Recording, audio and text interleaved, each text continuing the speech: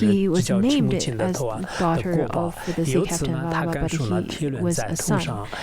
He was reborn in lower realm, which was the karmic result of kicking his mother in the head with his foot in the previous life. Karmically, he had to experience the pain of iron wheels spinning on his head and smashing his brain to a pulp.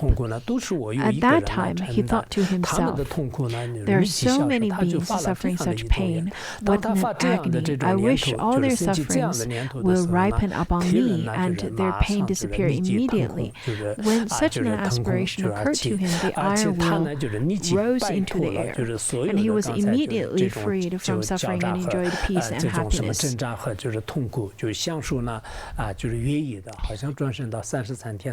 I think he was then reborn in the transcendent heaven right after. This particular story was quoted in words of my perfect teacher as well. If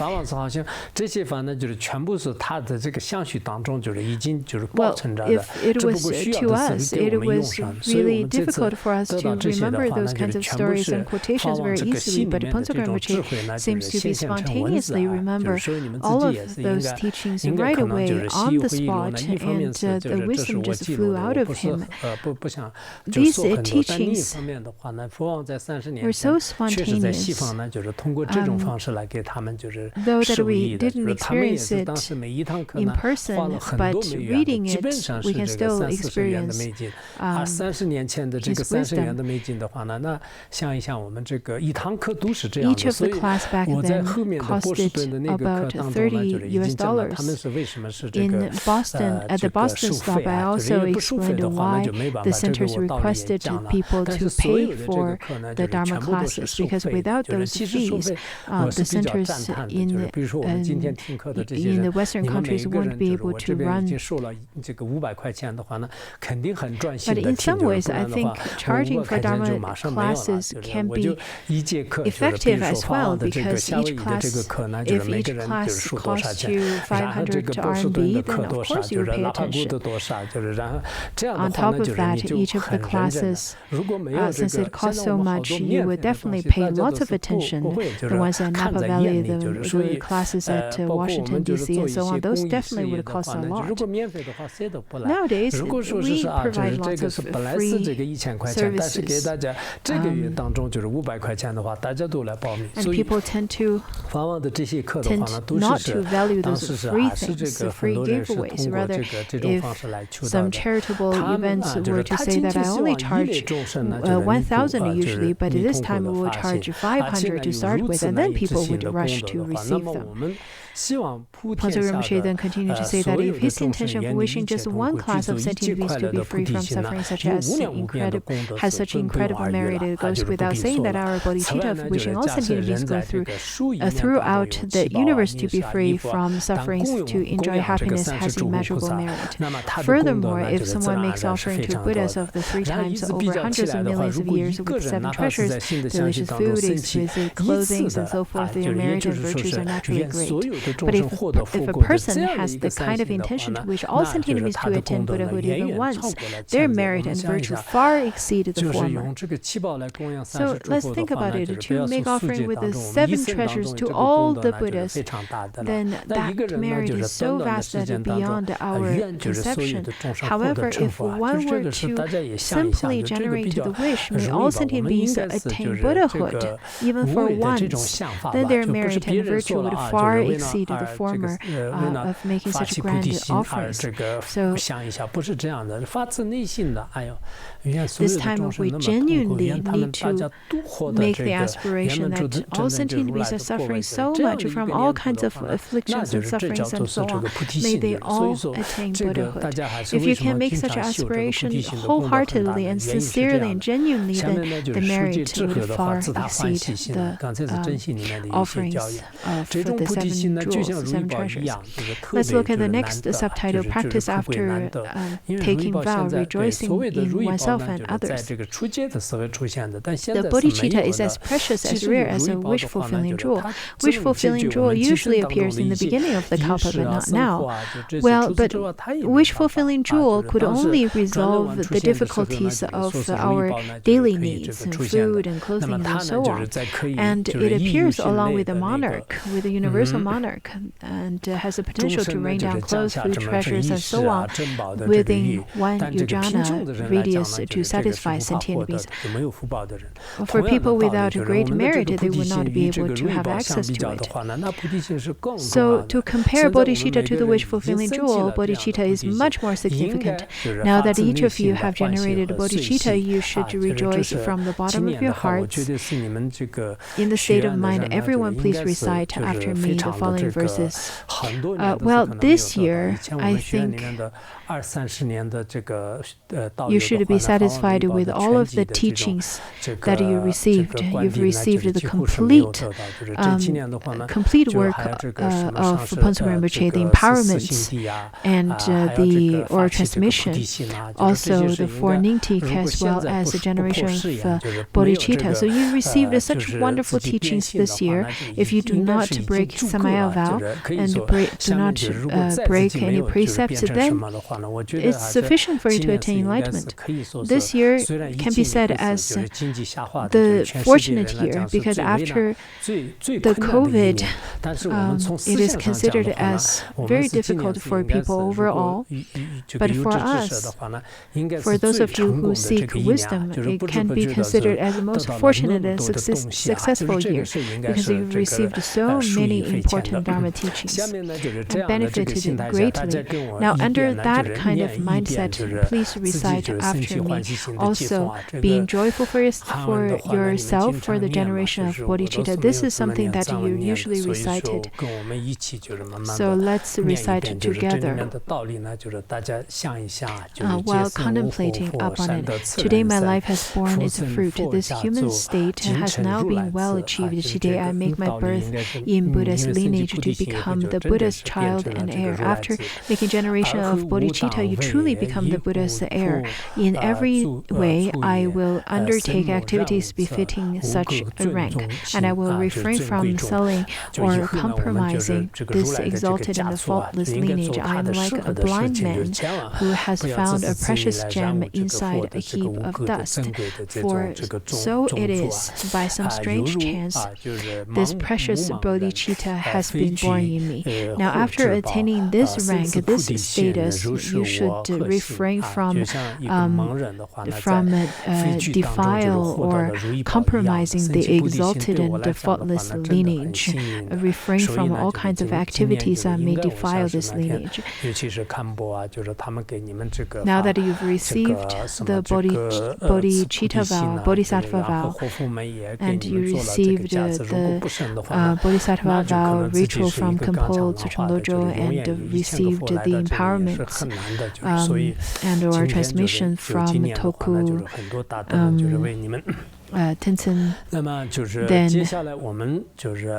you should be really happy, rejoice. Next, rejoice because all sentient beings are pleased. The first part talks about rejoicing oneself. This talks about rejoicing all sentient beings. By saying that, may the 8 classes of gods and demons, including Nagas, powerful ghosts and gods, and other non-human beings in this world, have a joyful mind and do their best to help and protect me. Now that I have made the vow and promised to free you from the suffering of samsara and to place you in fruition of Buddhahood, you should take delight in this. In particular, a goddess of volcanoes and fire, Madame Peli, ruler of the Hawaiian Islands. Well, when I went to the West, I didn't have much feelings towards any other females in the West, but to Madame Peli, the goddess of volcanoes and fire, I had rather some feelings, maybe because of my physical body is being very sensitive to these vibes. There are lots of lands and protectors that would show different signs, and I feel that Madame Peli was a great protector of the land. Afterwards, I really wanted to make offering to her, and really wanted to go to Hawaii and personally make offering to Madame Pele. I think she is quite interested in Tibetan Buddhism, though being a female, being an ocean goddess or volcano goddess of fire. I will do my utmost to benefit you, and you should do your utmost to dispel obstacles and create favorable conditions for the protection of the Dharma centers. Especially, please safeguard those who learn and practice Bodhicitta. While thinking in this way, recite after me once again. So today, within the sight of all protectors, I summon beings, calling them to Buddhahood, and until that state is reached, may they reach every earthly joy. May gods and demigods and all the rest rejoice. May Bodhicitta precious and sublime arise where it has not yet arisen, and where it has arisen, may it never fail, but rather grow and flourish, ever increasing forever. Now this session is complete, so let us dedicate the merit together. Now this is the completion of the first class of Phuntsok Rinpoche, and then he, after his class, he had a Q&A session. Upon hearing this lecture, I felt really happy to have received such precious teaching. As His Holiness bestowed the Bodhisattva vow, he clearly laid out the relevant benefits and the pith instructions and the steps for the entire ritual. This made me recognize that this special liturgy was easy to perform and the best choice to follow if in the future we would take the Bodhisattva vow by ourselves or initiate it to the others. Because this particular ritual and liturgy is rather really simple compared to the long ones that we needed to take. That is why I encourage all of you who needed to bestow the Bodhisattva vow ritual to the others, this would be the best one to do.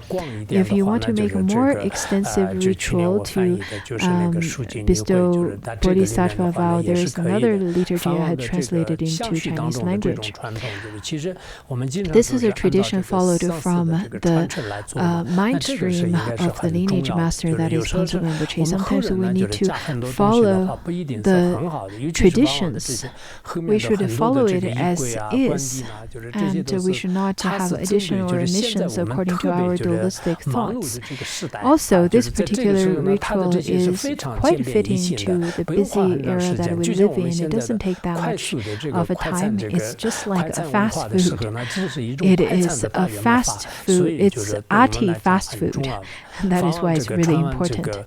Now, after bestowing the ritual, Phuntsok Rinpoche took a short break, and then the audience was eager to raise questions to Khenpo Jigme Phuntsok. The questions asked here were rather quite simple. Initially, I didn't want to put the Q&A here because I thought they were too simple. But then I thought, well, at the very beginning of receiving Dharma teachings in the West, the audience rather had very simple questions. And I thought to keep that true, I'd still include it. And then you can also contemplate upon their questions and answers as well. Question: I am still not sure how to take refuge in the three jewels. So could you please explain further? And then Phuntsok Rinpoche said, to take refuge in the three jewels, you should think of the Buddha as the sole unsurpassable guide, the Dharma as the sole unsurpassable sublime path, the Sangha as the sole unsurpassable companion. You should develop such as a resolution for taking refuge.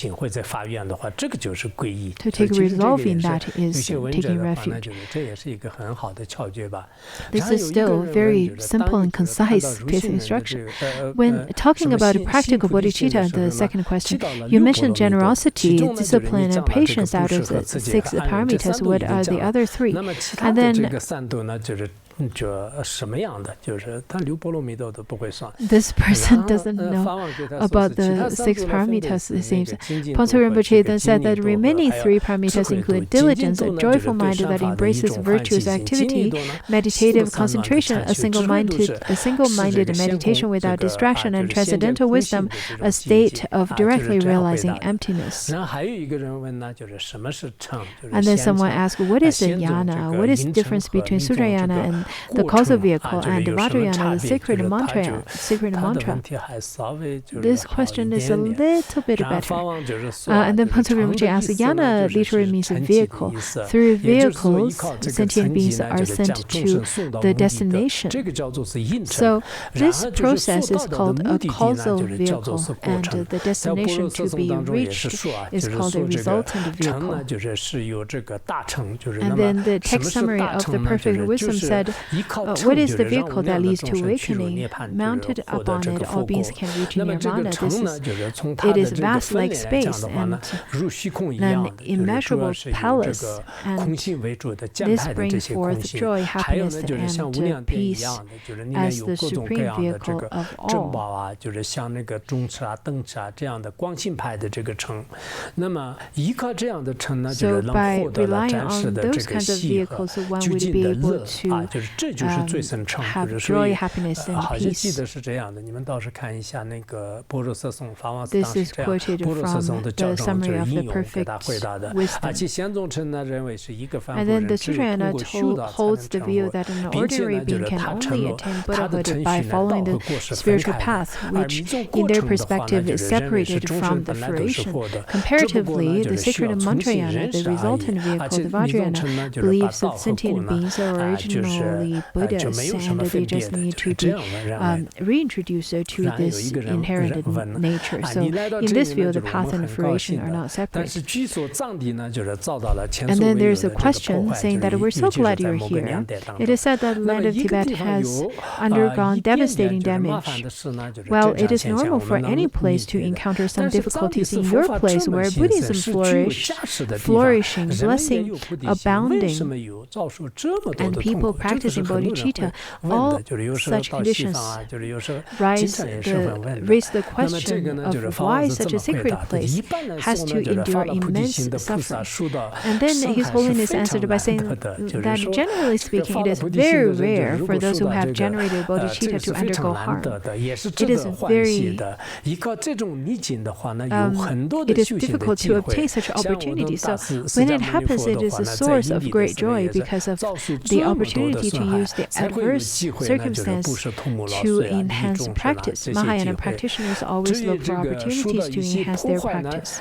Taking our root teacher Buddha Shakyamuni as an example, at the causal stage, many other inflicted harm on him so that give him the opportunity to practice generosity, such as giving away even the body parts to benefit others.